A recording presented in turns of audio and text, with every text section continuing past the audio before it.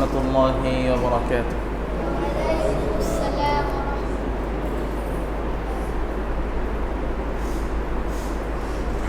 إن الحمد لله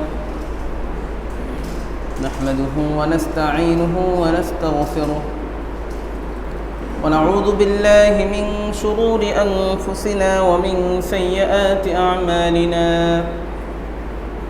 من يهده الله فلا مضل له ومن يضلل فلن تجد له وليا مرشدا.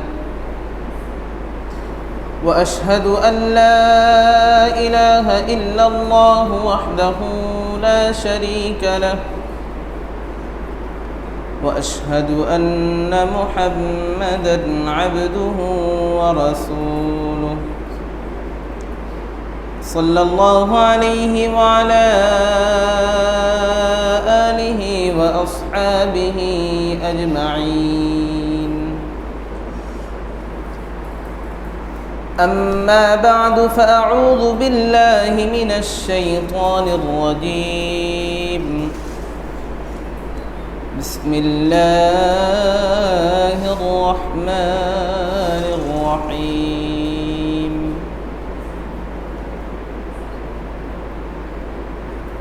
إن الله لا يغير ما بقوم حتى يغيروا ما بأنفسهم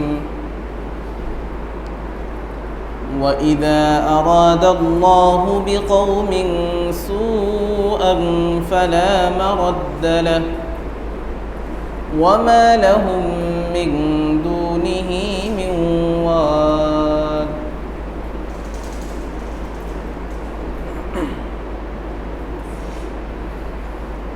آمنت بالله وبرسوله. معزز ومحترم حضرات مربيان إكرام ও দূর দূরান্ত থেকে আগত ইসলাম প্রিয় তাওহীদ প্রিয় মুওয়াহহিদ মুসলিম ভাইরা, আল্লাহ সুবহানাহু ওয়া তাআলার মহান দরবারে অসংখ্য অগণিত শুকরিয়া জ্ঞাপন করছি, যিনি আমাদেরকে প্রতি জুমার ন্যায় আজকেও সালাতুল জুমা আদায় করার জন্য বাইতুল ফালাহ জামে মসজিদে আসার তৌফিক ইনায়াত করেছেন। এজন্য মহান রবের দরবারে শুকরিয়া জ্ঞাপন করছি, আলহামদুলিল্লাহ। আল্লাহুম্মা লাকাল হামদ। দুরুদ ও সালাম পেশ করছি নবী মুহাম্মদুর রাসূলুল্লাহ সাল্লাল্লাহু আলাইহি ওয়াসাল্লামের উপর। আল্লাহুম্মা সাল্লি আলা মুহাম্মদ, আল্লাহুম্মা বারিক আলা মুহাম্মদ।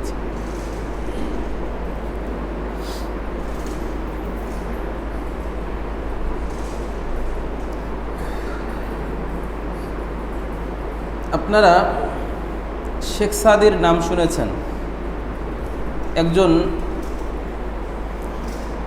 ফার্সি কবি। তার বিভিন্ন বইয়ের নামও মাদ্রাসার ছাত্র যারা আছেন আপনারাও শুনেছেন। এছাড়াও যারা অন্য অন্য স্কুলে বা ইউনিভার্সিটিতে কলেজে যারা পড়াশোনা করেন আপনারাও শুনেছেন। বিশেষ করে তার দুইটা কিতাবের ব্যাপারে বেশি আলোচনা হয়। একটা হচ্ছে গুলিস্তা আর একটা বুস্তা। গুলিস্তা এবং বুস্তা দুটা কিতাব বিশেষ করে কওমি মাদ্রাসাগুলোতে বিভিন্ন জায়গায় এখনও পড়ানো হয়, কোথাও কোথাও একটা পড়ানো হয়, আবার কোথাও কোথাও এর বিপরীতে অন্য সাবজেক্ট রাখা হয়। কেউ চাইলে সেটা পড়তে পারে। আলিয়াতে একটা সময় এগুলো ছিল, এখনও আছে, হয়তো ঐচ্ছিকভাবে কেউ চাইলে সেটা নেয়।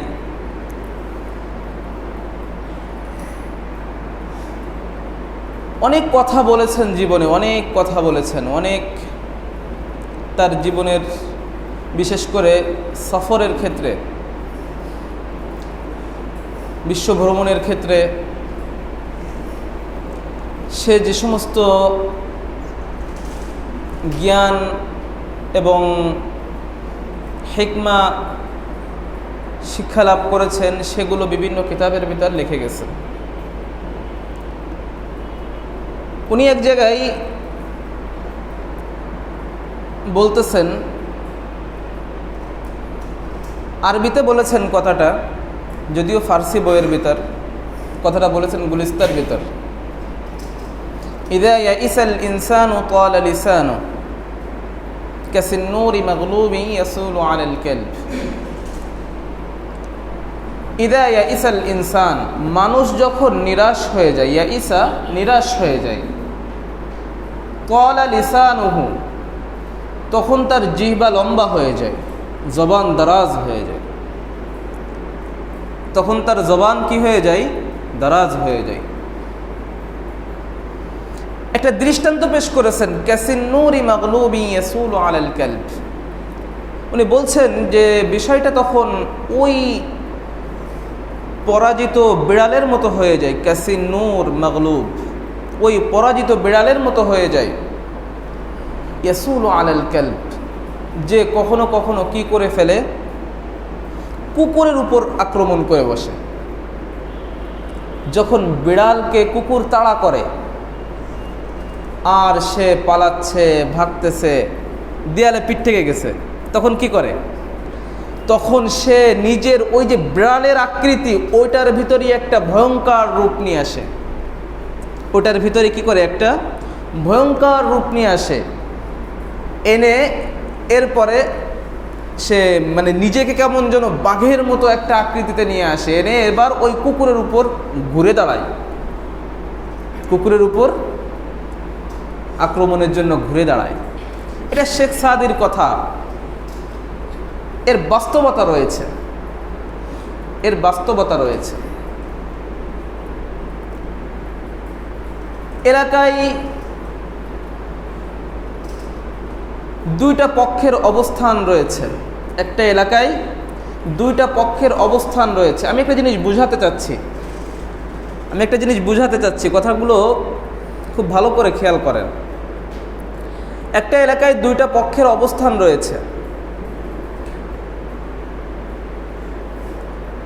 একটা পক্ষ সব সময়ের জন্য আর একটা পক্ষের সঙ্গে, বা দুইটা পক্ষ সহ অবস্থান করে আসছে, এক জায়গায় রয়েছে, পাশাপাশি রয়েছে, কমপক্ষে কেউ কারোর উপর জুলুম করছে না। কি করছে না? জুলুম করছে না। কিন্তু কখনো কখনো এর ভিতরে আর একটা পক্ষ, এই ভিতরেই হতে পারে যে দুইয়ের থেকে একটা পক্ষ, তারা প্রতিনিয়তই মানে নিজেদের একটা বাড়তি সুবিধা গ্রহণের জন্য নিজেদেরকে কেমন যেন মাজলুম প্রমাণের চেষ্টা করে, নিজেদেরকে মাজলুম প্রমাণের চেষ্টা করে।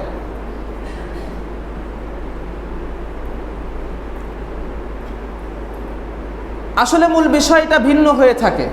মূল বিষয়টা কি হয়ে থাকে? ভিন্ন হয়ে থাকে। বাহিরে সে এটা প্রকাশ করে যে সেই প্রকৃতপক্ষে ভিকটিম, সেই প্রকৃতপক্ষে মাজলুম, কিন্তু চিত্রটা আসলে কি হয়? ভিন্ন হয়। আর যারা সত্যিকারের ভিকটিম, এরা শেষ পরিণতিতে শুধু দোষী সাব্যস্ত হয়, অপরাধী সাব্যস্ত হয়। তো এভাবে একদিন ঘটে, 2 দিন ঘটে, 3 দিন ঘটে, ঘটতেই থাকে। তো এই পর্যায়গুলো মানুষকে কি বলে তখন? ওই যে যারা সত্যিকার অর্থে ভিকটিম, যারা সত্যিকার অর্থে মাজলুম, ওরা বারবার দেখে যে যখন বিচার চাওয়া হয় বা বিচার দায়ের করা হয়, বিচারের জন্য অপেক্ষা করা হয়, তখন বিচার তো সত্যিকার বিচার হয় না, বরং নিজেদের এই মাজলুমিয়াতের পরিবর্তে নিজেদেরকে জালেম সাব্যস্ত করা হয়। এটাই প্রতিনিয়ত ঘটে, এটাই বাস্তব চিত্র হয়ে দাঁড়ায়। তখন সাধারণ মানুষ যারা এই বিচার করে, যারা এগুলোর ন্যায় অন্যায় নির্ধারণ করে, তখন তাদের থেকে ক্ষেত্র বিশেষ কি করে নেয়? হাত গুটিয়ে নেয়, আশা ছেড়ে দেয়, আশাহত হয়।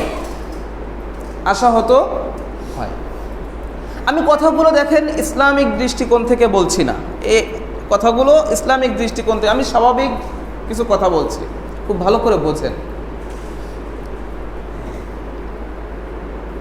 তো এরপরে আবারও যখন তারা মাজলুমের বা জুলুমের শিকার হচ্ছে, নিজেরা মাজলুম হচ্ছে, এ অবস্থায় ওই যে পিছনের বারবার ঘটে যাওয়া এবং পিছনের প্রতিটা ঘটনার যে একটা ক্ষোভ ভিতরে থেকে গেছে, এখন তারা যদি সেই ক্ষোভের থেকে কোনো সিদ্ধান্ত গ্রহণ করে, তাহলে আপনি একচেটিয়াভাবে তাদেরকে দায়বদ্ধ করতে পারেন না। কারণ আপনাকে পিছনের প্রতিটা ঘটনা কি করতে হবে? যাচাই বাছাই করতে হবে। পিছনের প্রতিটা বিষয়কে আপনাকে যাচাই বাছাই করতে হবে। খুব ভালো করে বোঝেন বিষয়টা। আজকে আপনারা সবাই হয়তো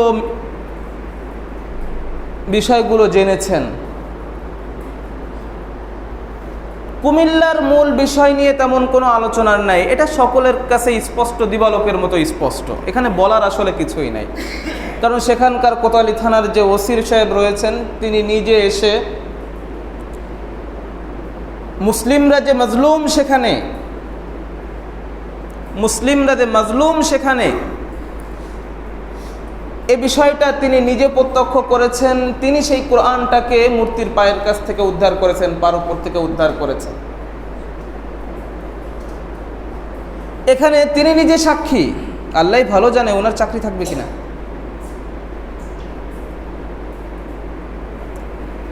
সে বিষয়গুলো ভিন্ন, সেটাও আলোচনার বিষয় নয় আমাদের।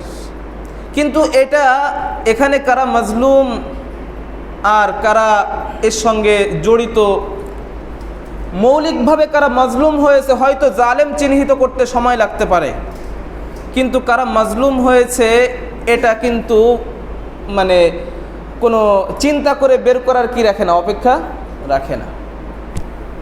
যারা প্রতিনিয়ত মাজলুম হয়ে আসছে তারাই আবারও কি হয়েছে? মাজলুম হয়েছে। পৃথিবীতে আপনারা কখনো এটা শুনেছেন যে এভাবে তাদের মানে আমরা আমাদের কোনো ইবাদতের সময় তাদের কিতাবকে আমাদের পায়ের নিচে রেখেছি?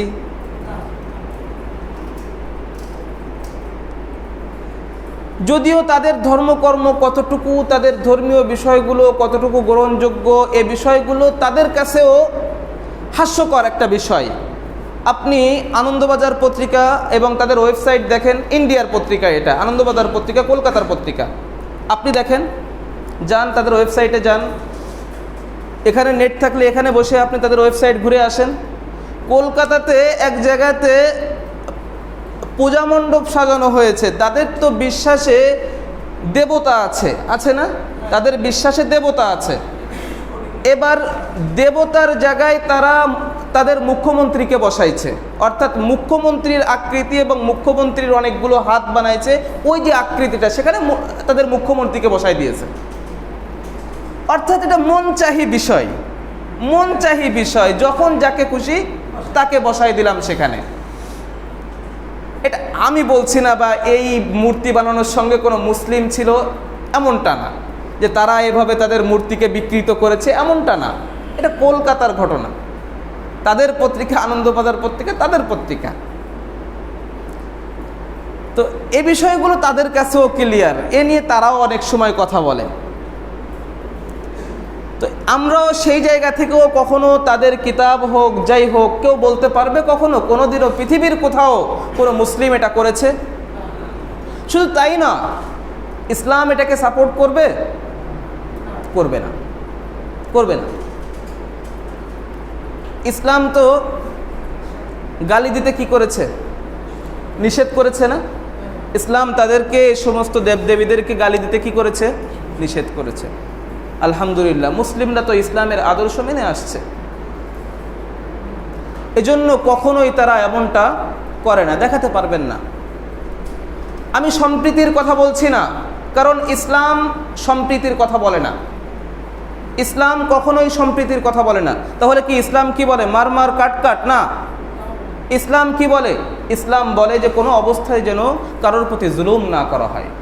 একজন হিন্দু একজন মুসলিমের প্রতিবেশী হতে পারে, মুসলিমের জন্য ইসলাম যে অধিকার, মুসলিমের কাছে তার অধিকার রয়েছে, ওই হিন্দু প্রতিবেশীর অধিকার রয়েছে যে মুসলিম যখন তরকারি রান্না করবে তখন সেই তরকারির ভিতর যদি মেলা তার সাধ্য না থাকে যে তরকারি অনেক বেশি রান্না করবে, কমপক্ষে ঝোলটা একটু বাড়িয়ে দিবে, দিয়ে তারপরে সেই প্রতিবেশীকে দিয়ে আসবে। এটা ইসলাম শিখিয়েছে। কে শিখিয়েছে? ইসলাম শিখিয়েছে। প্রতিবেশীর অধিকারের ব্যাপারে এত বেশি কথা বলা হয়েছে ইসলামে।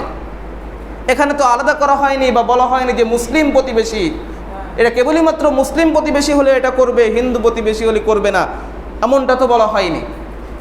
সম্প্রীতির জায়গা এগুলো একটা ভিন্ন বিষয়, আমাদের ধর্মীয় ব্যাপার। এটা আমাদের ঈমানের জায়গা। কি যে বন্ধুত্ব এর মাপকাঠি ইসলাম আল্লাহ তাআলা নির্ধারণ করে দিয়েছেন ঈমানকে। বন্ধুত্ব যেটা অন্তরঙ্গ বিষয়, এটা ঈমানকে নির্ধারণ করে দেওয়া হয়েছে। কিন্তু এর অর্থ এটা নয় যে তার প্রতি কি করতে হবে? জুলুম করতে হবে। কি করতে হবে? জুলুম করতে হবে। জুলুম কোনো অবস্থায় করা যাবে না। দেখেন, কোনো বিচ্ছিন্ন ঘটনা কোথাও ঘটতে পারে, আপনি পুরা দায়ভার গোটা মুসলিম উম্মার উপর দিতে পারেন না। কিন্তু যদিও কোথাও এমন বিচ্ছিন্ন ঘটনা ঘটে, তো এর পার্সেন্টেজ কত আর ওরা নিজেরা ঘটিয়েছে, এরপরে মুসলিমদের উপর দায় চাপানোর চেষ্টা করেছে, এর ঘটনা কত বেশি? বিষয়গুলো আমাদের রাষ্ট্রযন্ত্রকে ভাবতে হবে। যদি ভাবতে বা এই বিষয়গুলো বুঝতে ভুল করে, তাহলে সমস্যার সমাধান হবে না, সমস্যা দিন দিন বাড়তে থাকবে। সমস্যা দিন দিন আজকে কেন, যখন কুরআন পাওয়া গেছে সেখানে, আজকে সামান্য একটা বিষয় যখন কোনো কিছু হয়, যখন আমার রাষ্ট্র বলছে যে এটা ধর্মনিরপেক্ষ রাষ্ট্র, এই শব্দগুলো নিয়ে একটু পরে কথা বলবো। তো রাষ্ট্র যখন বলছে যে এটা ধর্মনিরপেক্ষ রাষ্ট্র, আর রাষ্ট্র তার ব্যাখ্যা করছে যে নির্দিষ্ট কোনো ধর্মের পক্ষে রাষ্ট্র কি করবে না, নির্দিষ্ট কোনো ধর্মের পক্ষপাতিত্ব বা নির্দিষ্ট কোনো ধর্মের যে একচেটিয়া যে ইয়েটা থাকবে, এটা রাষ্ট্রে থাকবে না, এটাই তারা ব্যাখ্যা করছে। তো ঠিক আছে, সেই হিসাবে একটা ঘটনা যখন ঘটে তখন কি হয় যে সেই ঘটনার সুষ্ঠু তদন্ত হবে, সেই ঘটনাটার সুষ্ঠু তদন্ত হবে, দোষী সাব্যস্ত করা হবে।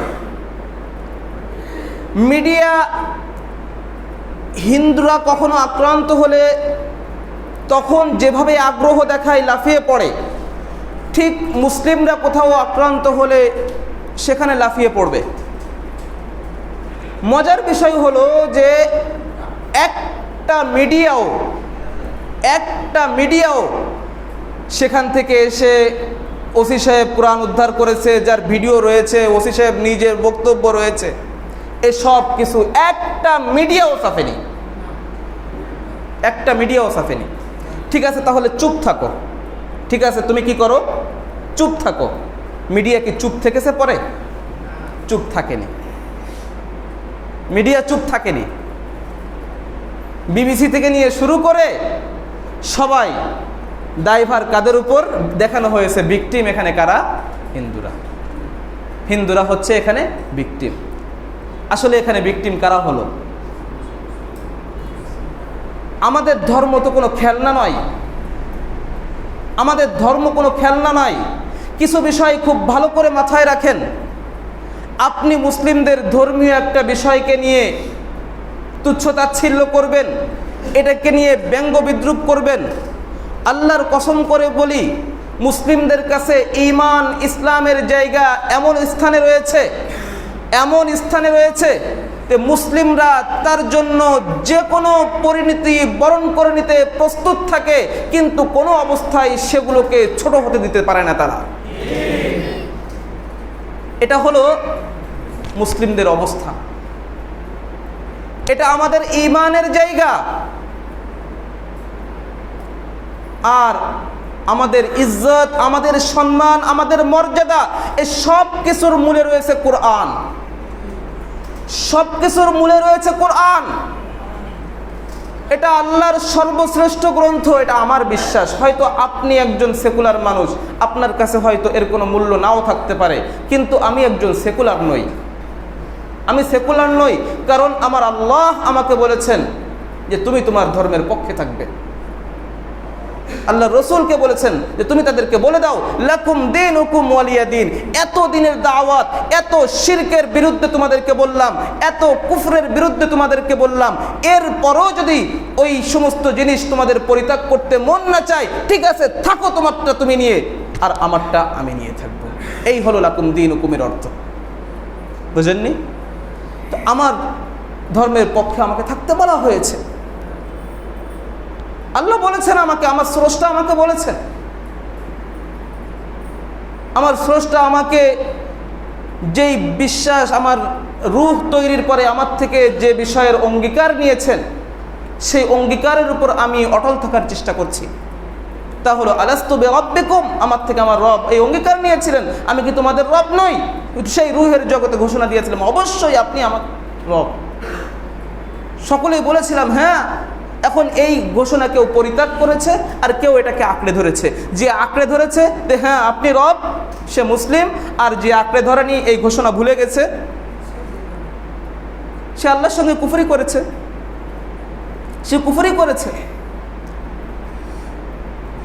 তো মুসলিমদের কাছে এই বিষয়গুলো কোনো খেলনা বিষয় নয় যে আপনি আজকে সেটা নিয়ে যা ইচ্ছা তাই করবেন আর এরপরে আপনি সহনশীলতার সবক শিখাবেন। না, সহনশীলতার সবক আপনি এখানে শেখাতে পারবেন না, কারণ বারবার মুসলিমরা মাজলুম হচ্ছে। আর ওই যে পরাজিত যে বিড়ালের কথা বলেছি, যে বিড়ালের তো দেয়ালে পিঠ থেকে গেছে, এখন সে তো কুকুরের উপর আক্রমণ করবে। তো আগে কেউ ভাঙতে যায়নি এবং তারা সেখানে করেছে, এটাও সেখানকার যারা আয়োজক ছিল তাদের বক্তব্য আমি শুনেছি। তারা বলেছে যে আমাদেরকে এই আয়োজন করার আগে একজন মুসলিমও বলেনি যে এখানে আপনারা এটা করেন না, কোনো মুসলিম বাধা দেয়নি।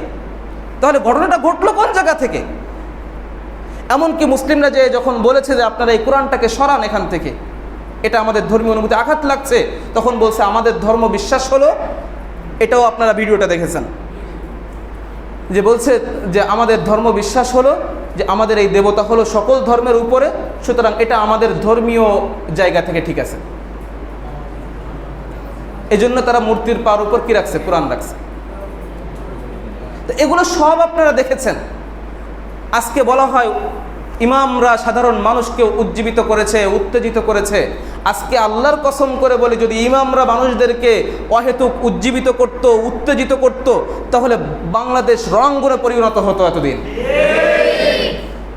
আজকে বাংলাদেশ শান্ত থাকে, এত কিছুর পরেও শান্ত থাকে।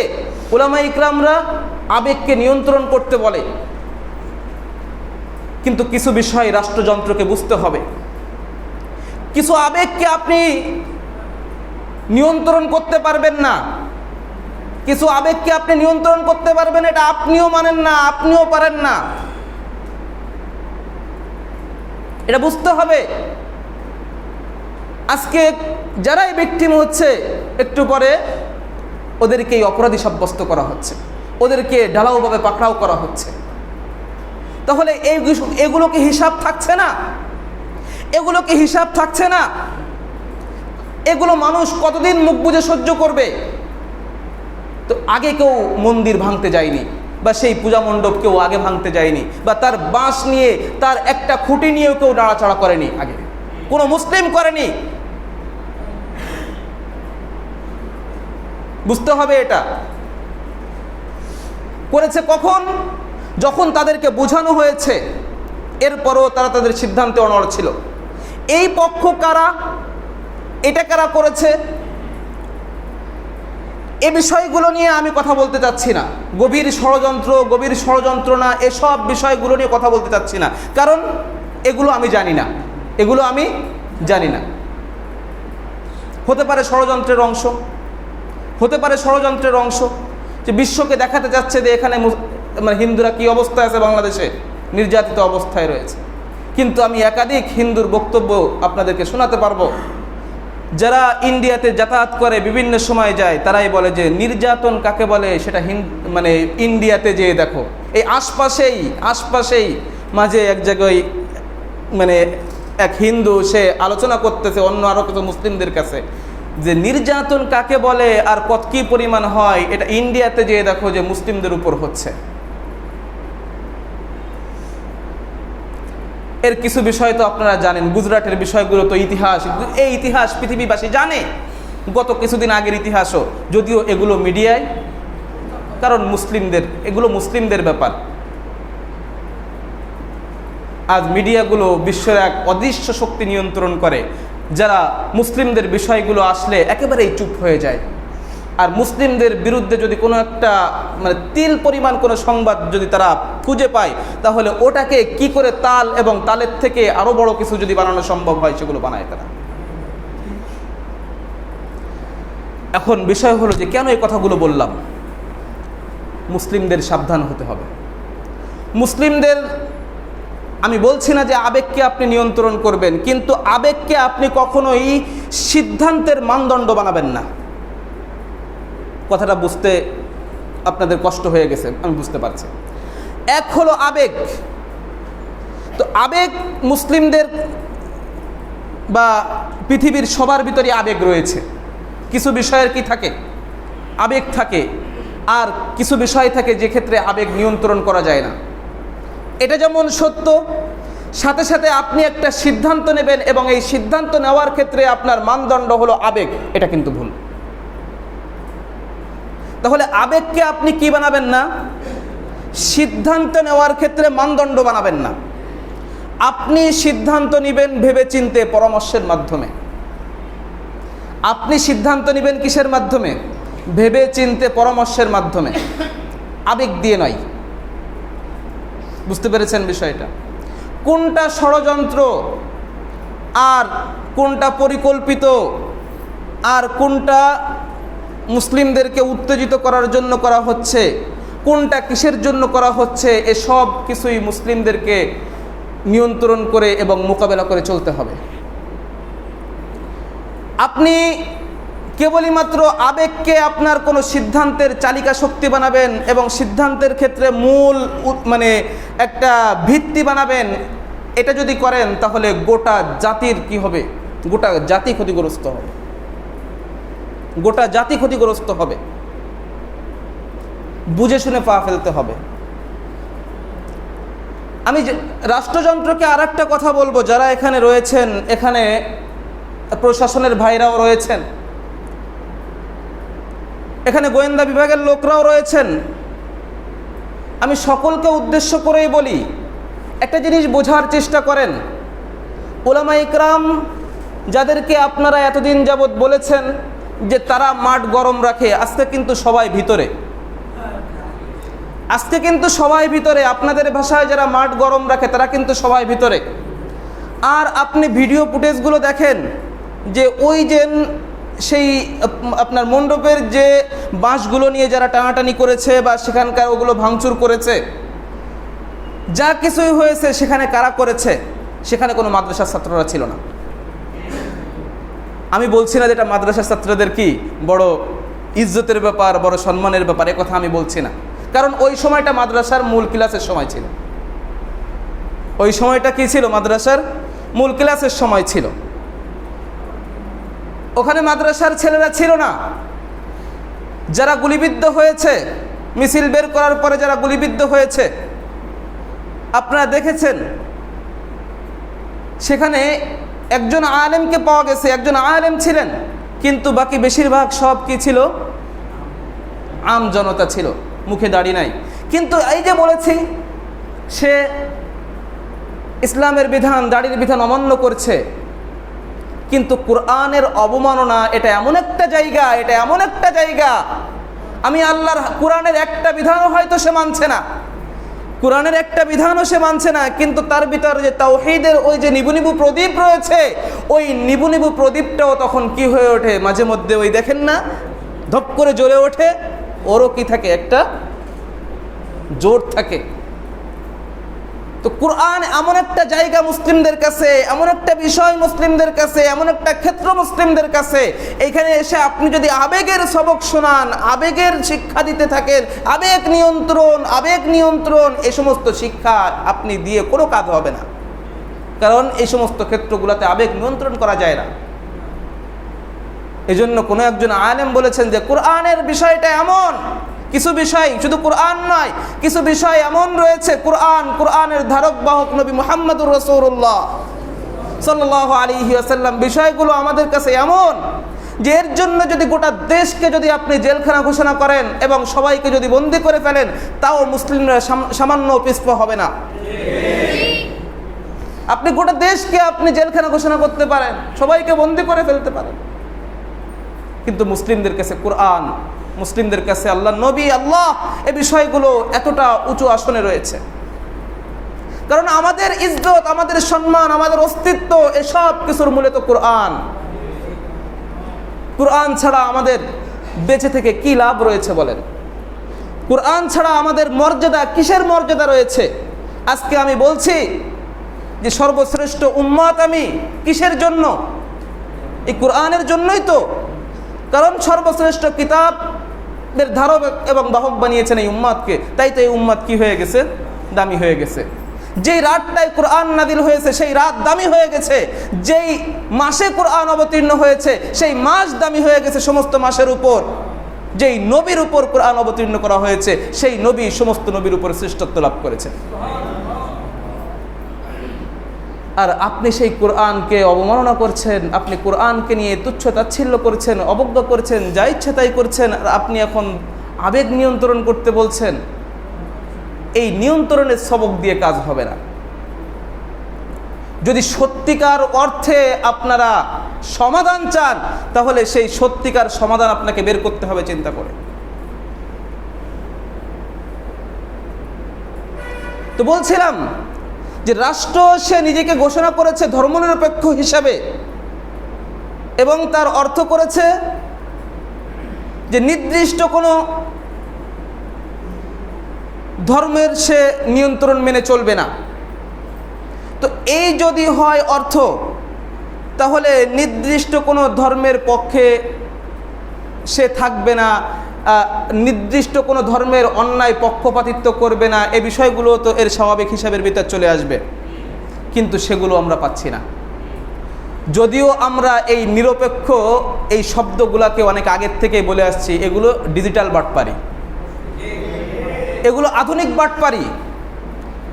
কারণ পৃথিবীতে একটা মানুষকে আপনি দেখাতে পারবেন না যে সে নিরপেক্ষ, পারবেন? আমাদের বাংলাদেশ সরকারের উনি কি তথ্য প্রতিমন্ত্রী, উনি খুব জোর গলায় বলেছেন যে আমরা ইসলাম মানি না, আমরা ইসলামকে মুছে ফেলবো। ভিডিওগুলো মোটামুটি সবাই দেখেছেন, এখানে তার জোর গলার বক্তব্যগুলো সবাই দেখেছেন। জানি না আমার দেশের প্রধানমন্ত্রী এই বক্তব্যকে খণ্ডন করেছেন কিনা বা আদৌ করবেন কিনা, নাকি আর যেহেতু তিনি প্রধানমন্ত্রীর একজন মন্ত্রী, তো যদি এই বক্তব্য প্রধানমন্ত্রী খণ্ডন না করেন বা এর বিরুদ্ধে বক্তব্য যে ইসলামকে মুছে ফেলা হবে, আমরা ইসলাম মানি না, ইসলামকে মুছে ফেলা হবে, এবং অধ্যত্বপূর্ণ প্রায় 10-12 মিনিটের বক্তব্য তার, আপনারা সকলেই দেখেছেন। না, এগুলো না দেখাটাই ভালো, কিন্তু সামনে চলে আসে।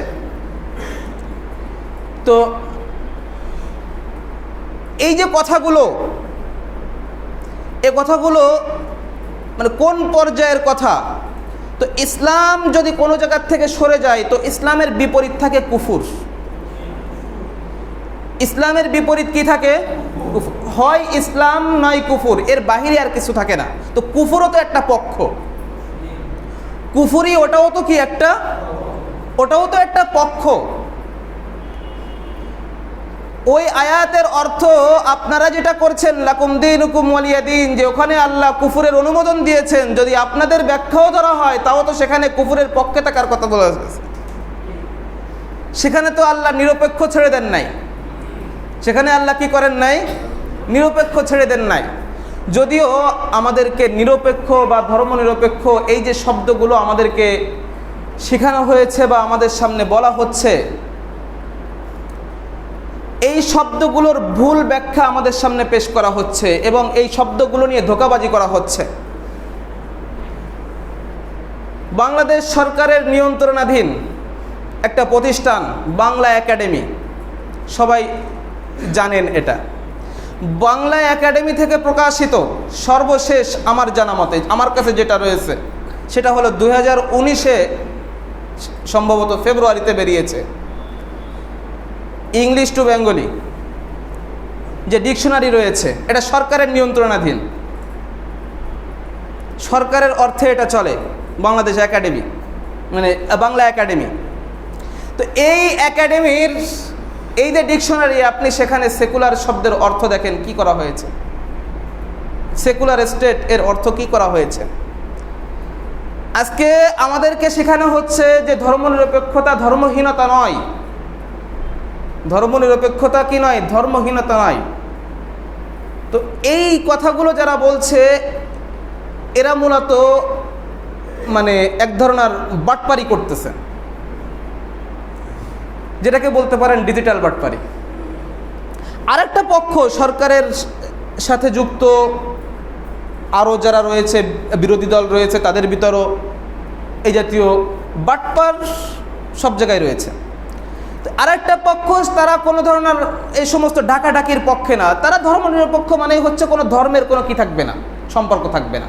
যারা ধর্মনিরপেক্ষর মূল অর্থ যেটা সেটাই করছে। তাহলে কয়টা পক্ষ হয়ে গেছে?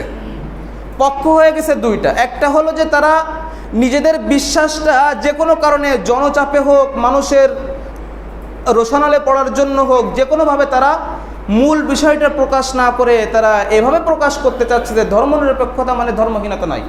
কথা হলো এই সংজ্ঞাটা কে দিয়েছে পৃথিবীর? আপনাদের নিয়ন্ত্রণাধীন যে প্রকাশনী বাংলা একাডেমি, সেই বাংলা একাডেমির ডিকশনারি তো বলছে যে ধর্মনিরপেক্ষতা মানে হচ্ছে গির্জার সঙ্গে, অর্থাৎ সেকুলার শব্দের অর্থ করা হয়েছে যে এর অর্থ হচ্ছে গির্জার সাথে সম্পর্ক মুক্ত। গির্জার সাথে কি থাকবে না? সম্পর্ক থাকবে না। তো মুসলিম রাষ্ট্রগুলোতে এ কথার অর্থ কি? মসজিদের সাথে সম্পর্ক থাকবে না। সেকুলার শব্দকে যখন মুসলিম রাষ্ট্রগুলোতে, মুসলিম অধ্যুষিত এলাকাতে যখন এই শব্দের প্রয়োগ হবে, তখন সেখানে কি হবে? তখন স্বাভাবিকের অর্থ হবে মসজিদের সাথে কি থাকবে না? সম্পর্ক থাকবে না। অর্থাৎ ধর্মের সাথে কি থাকবে না? সম্পর্ক থাকবে না। আমাদের কিছু ভাই আবার এখানে বলেন যে রাষ্ট্রধর্ম ইসলাম, এটা থেকে লাভ কি, না থেকে লাভ কি, এই বিষয়গুলো অনেক সময় আসে। আমি থেকে লাভ কি এই বিষয়গুলো আলোচনার দিকে যাচ্ছি না, শুধু আপনাদেরকে একটা কথা বলি যে রাষ্ট্রধর্ম ইসলাম এটা থাকার কারণে কি উপকার হচ্ছে, কি অপকার হচ্ছে, কি হচ্ছে না হচ্ছে। এখানে যদি কোনো মুসলিমদের কোনো উপকার না থাকতো তাহলে ওরা এতটা মরিয়া হতো না, ইসলাম বিদ্বেষীরা এটা দূর করার জন্য এত মরিয়া হতো না। এরা যখন এতটা মরিয়া হয়ে উঠেছে, এর কারণে যতই বদনাম হোক না কেন, যতই যাই কিছু হোক না কেন, এসব কিছুর ভাগ তারা নিতে চাচ্ছে, এসব কিছু তারা গ্রহণ করতে চাচ্ছে।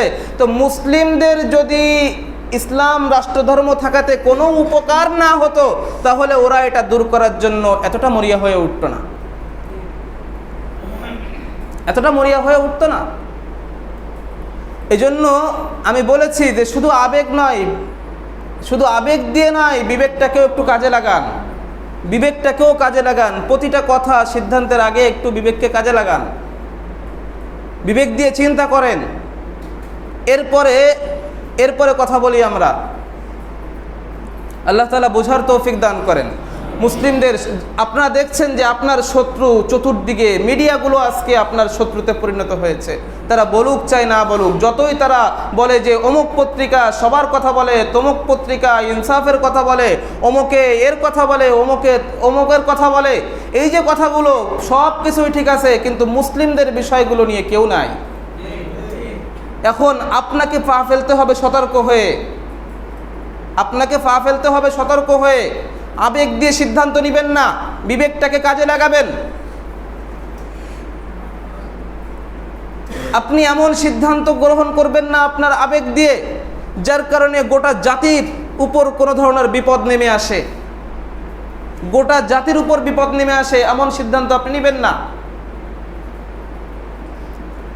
রাষ্ট্রপক্ষকে বুঝতে হবে যে আপনি সব জায়গায় আবেগ আর সব জায়গায় একচেটিয়া একটা শ্রেণীকে আপনি জালেম সাব্যস্ত করবেন, আর একটা শ্রেণীকে সবসময়ের জন্য আপনি মাজলুম সাব্যস্ত করবেন। এটাও যদি আপনি একচেটিয়া করেন তাহলে সমস্যার সমাধান হবে না, সমস্যা বাড়তে থাকবে। আপনি প্রকৃত অপরাধীদেরকে বের করার চেষ্টা করেন, রাষ্ট্রপক্ষের কাছে যদি অনুরোধ, যারা রয়েছেন এখানে আপনারা এ কথাগুলো পৌঁছান, এ কথাগুলো বোঝার চেষ্টা করেন। একচাটিয়ে যখন হবে মানুষ তখন কিন্তু ক্ষিপ্ত হয়ে যাবে। সালিশ হচ্ছে, সালিশে প্রত্যেকবারই একজনকেই অপরাধী সাব্যস্ত করা হচ্ছে, সে অপরাধী হোক চাই না হোক। একটা পর্যায়ে যে যখন সে দেখবে যে আমি অন্যায় করলেও অপরাধী, অন্যায় না করলেও অপরাধী, তাহলে অপরাধ করেই এবার আমি দোষী সাব্যস্ত হই। দেখেন, এই সিদ্ধান্তগুলো কি নেওয়ার জন্য আলেমদের বলে দেওয়া লাগবে? কোনো মসজিদের ইমামের বলে দেওয়া লাগবে? কোনো বই কিতাব পড়া লাগবে? কোরআন পড়া লাগবে? গীতা বাইবেল পড়া লাগবে? এসব কোনো কিছুই পড়া লাগবে না। তখন মুসলিমরা হোক বা এটা পৃথিবীর যার সঙ্গেই হোক না কেন, এই আচরণ যদি একজন হিন্দুর সঙ্গেও হয়, এই আচরণ যদি একজন খ্রিস্টানের সঙ্গে হয়, বৌদ্ধের সঙ্গে হয়, তো দেখবেন যে তার ভিতরে এই একটা মানসিকতা জাগ্রত হয়ে যাবে। এই জন্য শেখ সাদি তার বক্তব্যের ভিতরে একথা বলেননি ইদা ইয়াইসাল মুসলিম, উনি বলেছেন ইদা ইয়াইসাল ইনসান, ইদা ইয়াইসাল ইনসান, ইদা ইয়াইসাল ইনসান। মানুষ যখন কি হয়ে যায়, নিরাশ হয়ে যায়, ক্বালা লিসানুহু, তখন তার জিহ্বা লম্বা হয়ে যায়। মানুষের ভিতর হিন্দুও রয়েছে, মানুষের ভিতর বৌদ্ধ রয়েছে, খ্রিস্টান রয়েছে। তো বিষয়টা হলো যখন পিঠ থেকে যায়, দেয়ালে যখন পিঠ থেকে যায়, তখন জিহ্বা কি হয়ে যায়, লম্বা হয়ে যায়। তো এটা বুঝতে হবে। আপনি একচাটিয়া সবসময় একটা শ্রেণীকে অপরাধী সাব্যস্ত করবেন, আর একচাটিয়াভাবে আপনি বলবেন যে কতটা হাস্যকর, এতটা গুরুত্বপূর্ণ একটা বিষয়, যেখানে বিশ্ব মিডিয়া ওত পেতে বসে আছে মুসলিমদের ভুল ধরার জন্য, মুসলিমদের বিরুদ্ধে ইস্যুর জন্য, আর সেখানে আপনি একটা ঘটনা ঘটতেছে হাস্যকরভাবে, কি হয়েছে, এটা বিরোধী দল করেছে, এটা অমুকের ষড়যন্ত্র, এটা তমুকের ষড়যন্ত্র।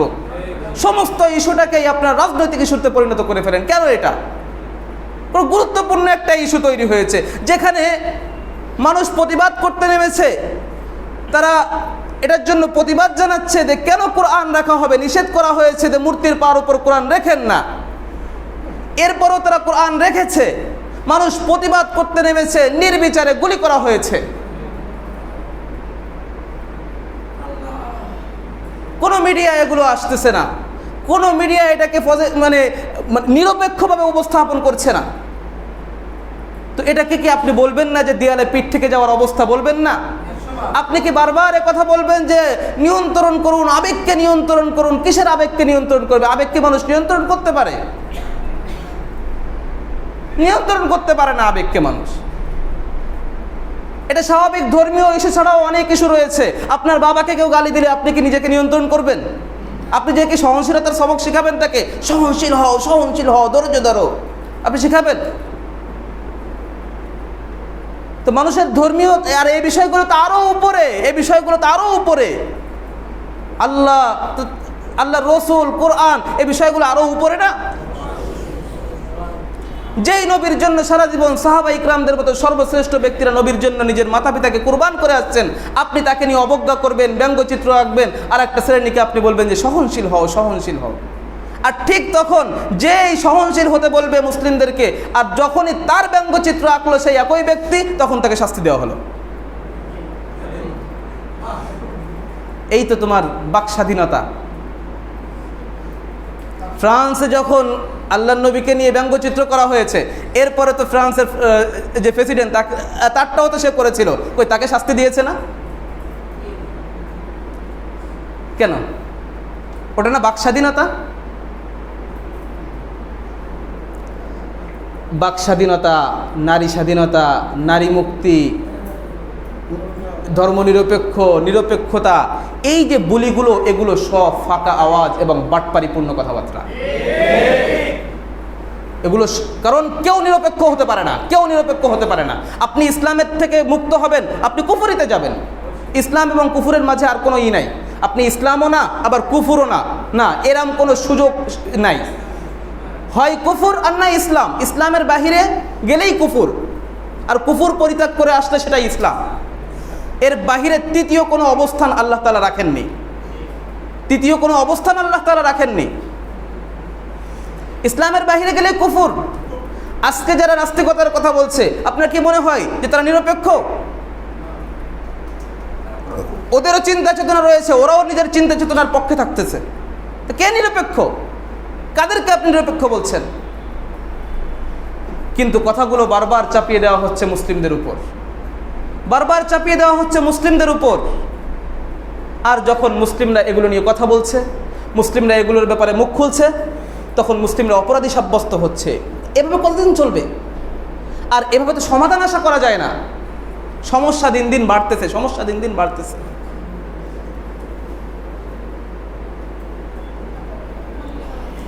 আল্লাহ তাআলা বোঝার তৌফিক দান করেন।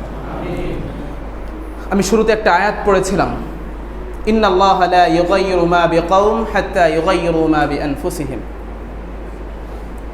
ইন্নাল্লাহা লা ইউগাইয়িরু মা বিকাওমিন। আল্লাহ তাআলা কোনো জাতির ভাগ্যকে ততক্ষণ পর্যন্ত পরিবর্তন করেন, হাত্তা ইউগাইয়িরু মা বিআনফুসিহিম, যতক্ষণ না তারা নিজেরা তাদের নিজেদের ভাগ্য পরিবর্তনে সচেষ্ট হয়। মুসলিমদের নিজেদের ভাগ্য পরিবর্তনের জন্য নিজেদের সচেষ্ট হতে হবে। কিন্তু বলেছি, আপনার সিদ্ধান্তের মূল মানদণ্ড যেন কখনো আবেগ না হয়।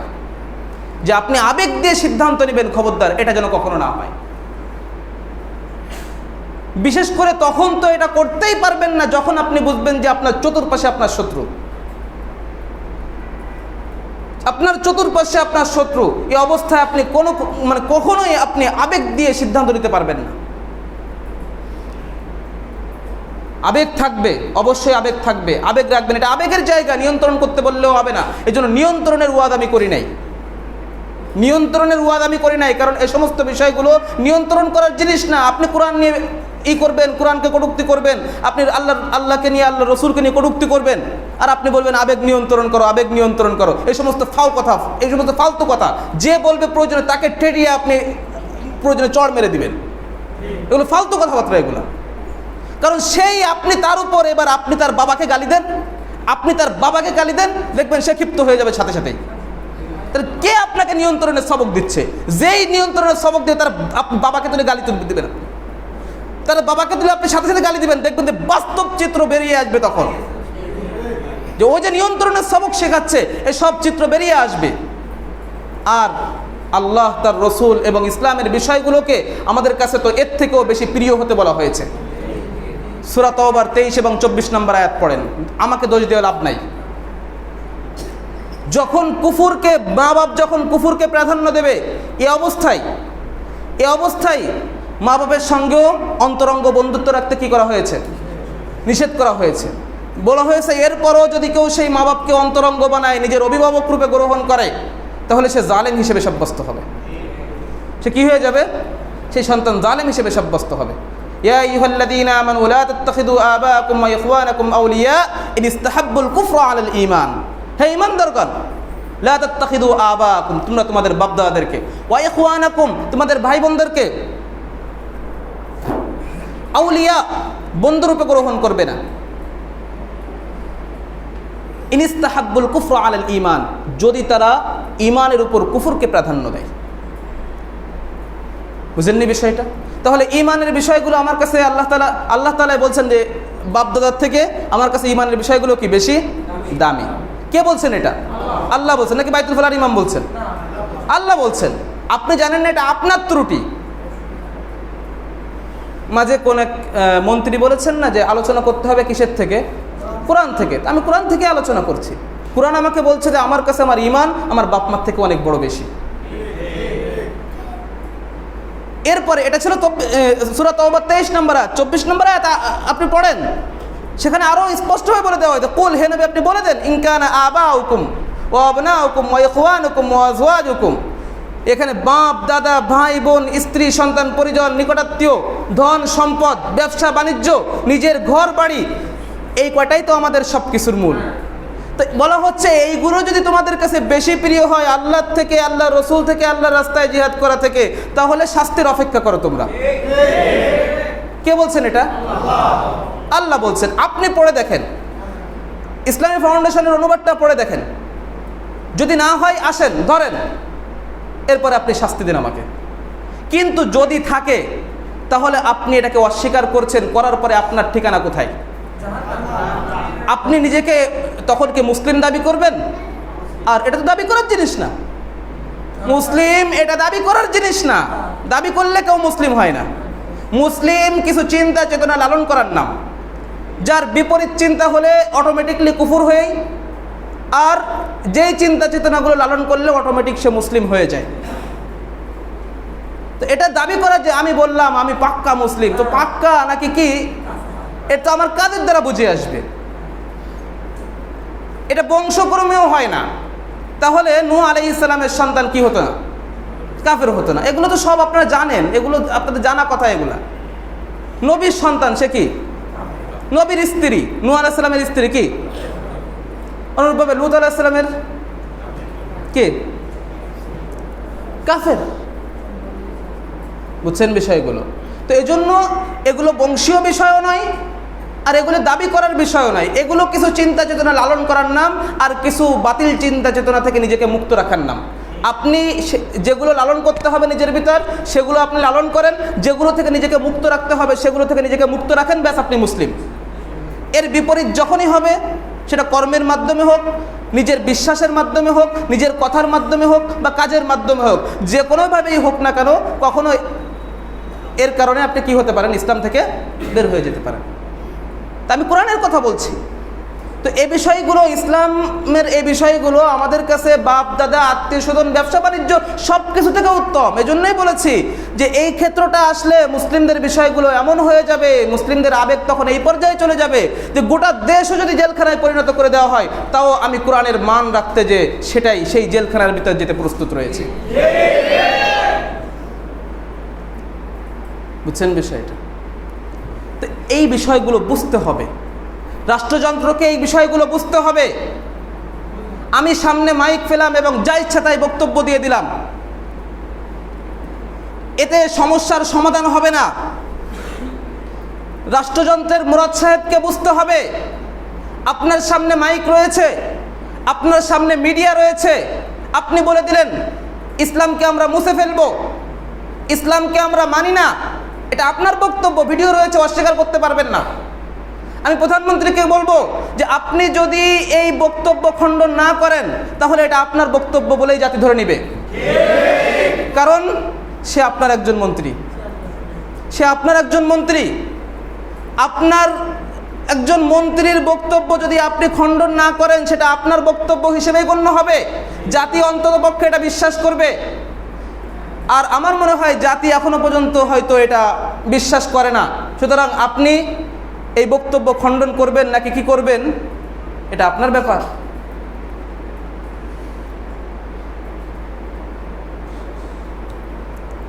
আল্লাহ তাআলা আমাদের বোঝার তৌফিক দান করেন। মৌলিক মেসেজ একটা, আবেগ নিয়ন্ত্রণ করা যায় না, এটা রাষ্ট্রযন্ত্রকে বুঝতে হবে। সুতরাং প্রতিটা ঘটনার রাষ্ট্রকে সুষ্ঠু তদন্ত করতে হবে এবং মূল দোষী বের করে তাদেরকে শাস্তি দিতে হবে। বারবার একটা পক্ষকে আপনি দোষী সাব্যস্ত করবেন, এতে সমস্যা বন্ধ হবে না, বরং নতুন সমস্যার সৃষ্টি হবে। আর মুসলিমদের উদ্দেশ্যে আমার বক্তব্য হলো যে আবেগকে সিদ্ধান্তের মানদণ্ড বানাবেন না, আবেগকে সিদ্ধান্তের মানদণ্ড বানাবেন না। যদি আপনি আবেগকে সিদ্ধান্তের মানদণ্ড বানান তাহলে আপনার এই সিদ্ধান্তের কারণে অনেক সময় হতে পারে গোটা জাতি ক্ষতিগ্রস্ত হবে, গোটা জাতি ক্ষতিগ্রস্ত হবে। আর প্রতিটা পদক্ষেপ নেওয়ার আগে অবশ্যই আপনি পরামর্শ করবেন, যাদের জ্ঞান রয়েছে, যাদের দূরদর্শিতা রয়েছে তাদের সঙ্গে পরামর্শ করবেন। পরামর্শ না করে আবেগ দিয়ে আপনি কোনো সিদ্ধান্তের ভিতর যাবেন না। আর সর্বশেষ কথা তা হলো, এ কথাটা আমি আমার মতো করলে যখন বলবো তখন বিষয়গুলো অন্যরকম হবে, এই জন্য বড়োর কথা দিয়েই বলতে হবে।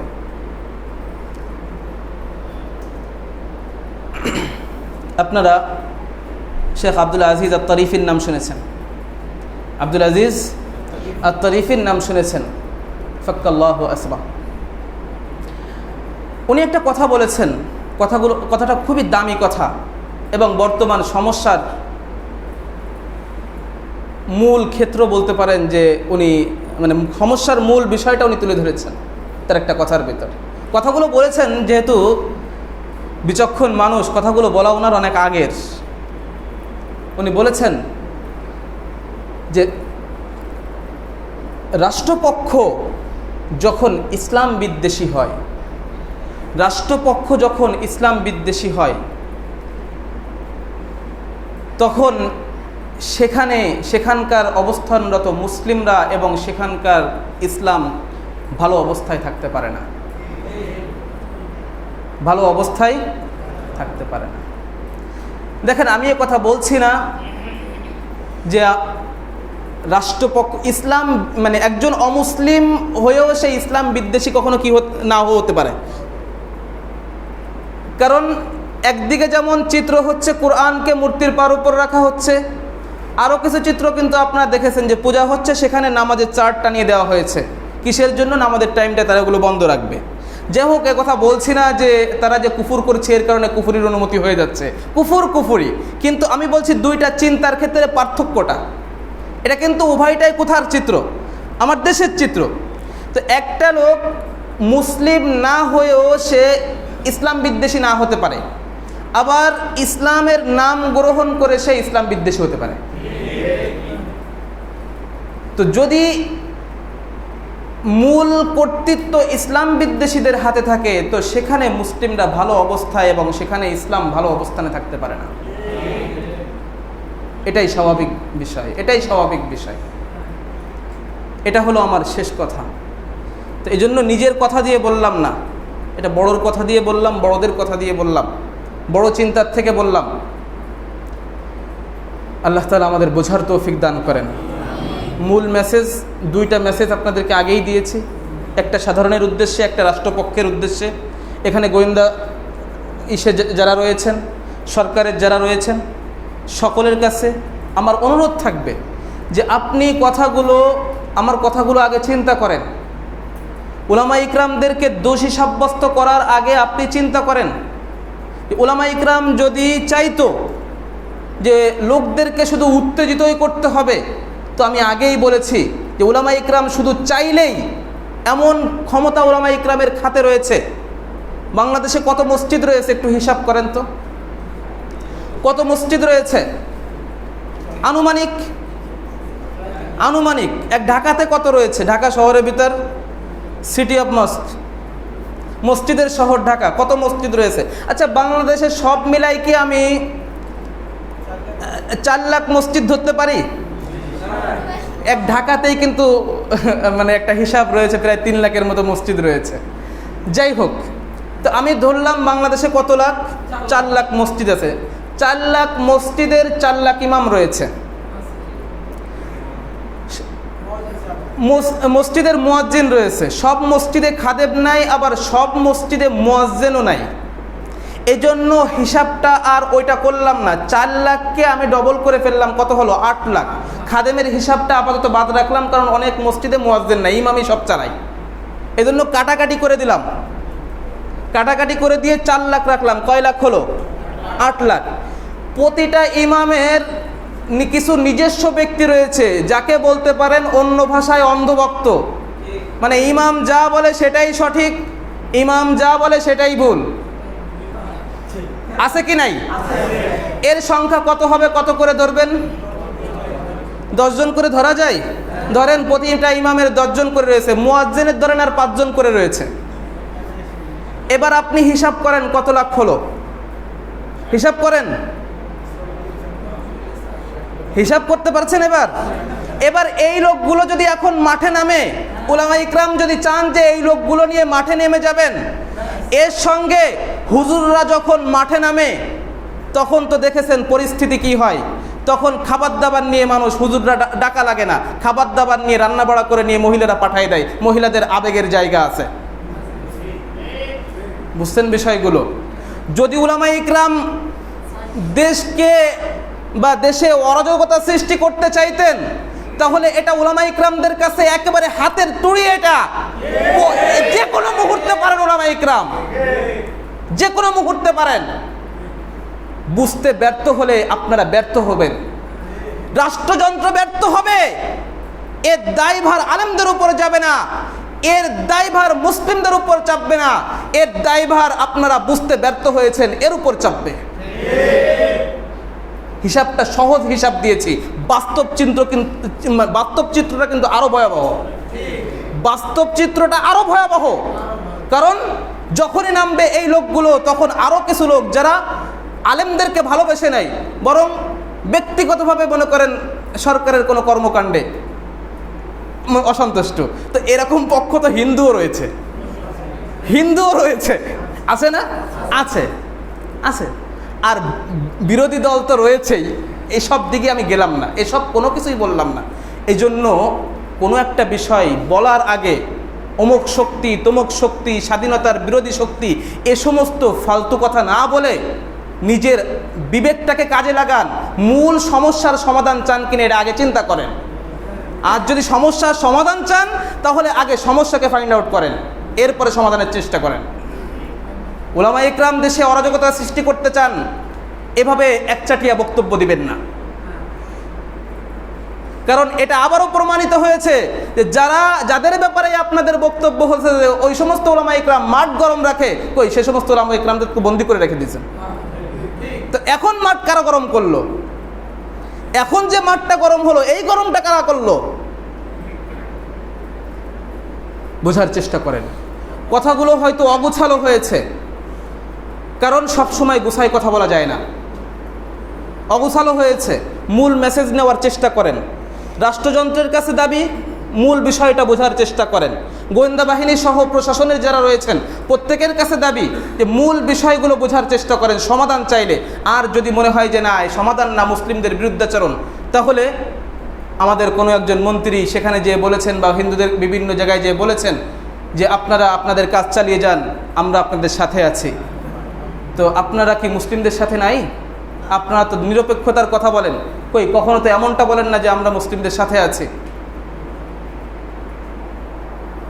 তো এজন্য এই বক্তব্য মুসলিমদের দরকার নাই। আল্লাহ তাআলা মুসলিমদের ব্যাপারে কোরআনেই বলে দিয়েছেন, যা কেউ পরিবর্তন করতে পারবে না। আপনার এই বক্তব্য চাপে পড়লে পরিবর্তন হয়ে যেতে পারে।